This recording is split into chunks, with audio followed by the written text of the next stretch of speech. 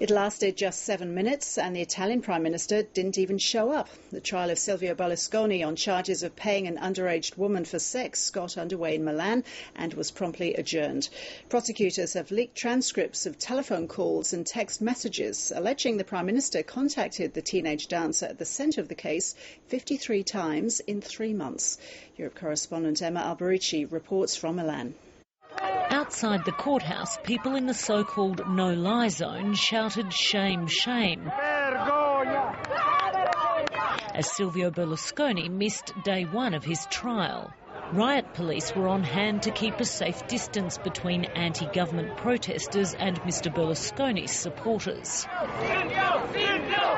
Karima El Maroug, the woman at the centre of the case, also stayed away. Lawyers for the teenage belly dancer said the girl known as Ruby Heartstealer will not sue Mr Berlusconi for damages. She denies having sex with the Prime Minister and rejects claims that she has ever been involved in prostitution. She does admit that she received jewellery and money from Mr Berlusconi? She did, but how much exactly we don't know. When she's in the witness box, she'll be able to clarify that. She's always maintained that the money and jewellery she received at the Prime Minister's parties, like the other women too, these were gifts, nothing more.